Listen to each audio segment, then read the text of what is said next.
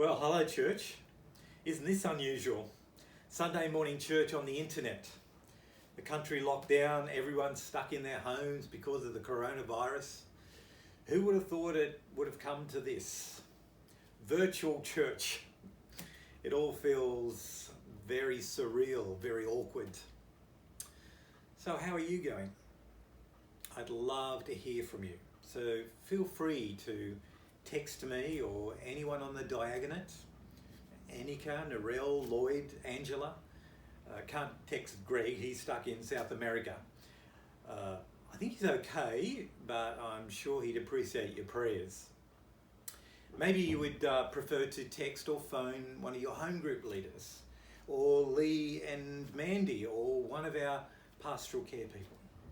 The bottom line is, we may all be in isolation, but we don't have to feel isolated. We are only a phone call away from one another. So much fear, so much anxiety. Who knows how long this is going to last? And who knows how it will impact on people?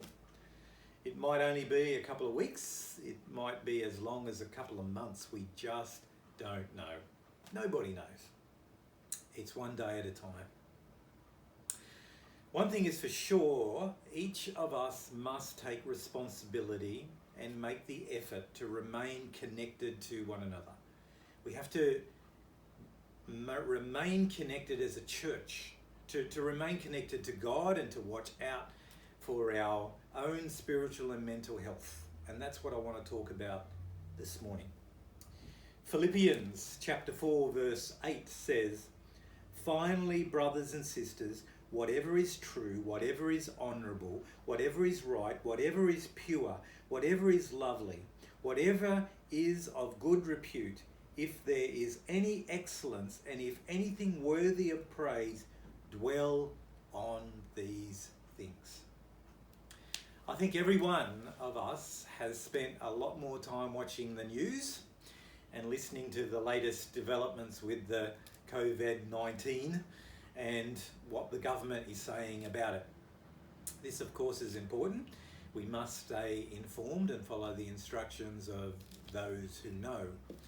But the problem with this is that we've probably spent way too much time glued to our TV or our news feeds, and inadvertently it raises our anxiety, which in turn affects our state of mind.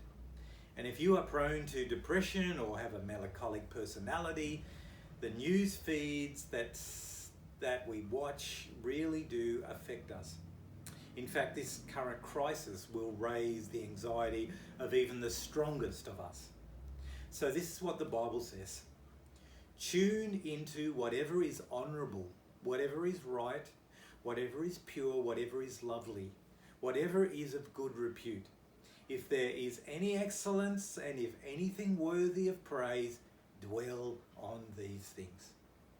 For every minute you spend reading or listening to the latest news about the coronavirus, spend at least 5 minutes thinking about that which is good, that which is lovely, that which is worthy of praise.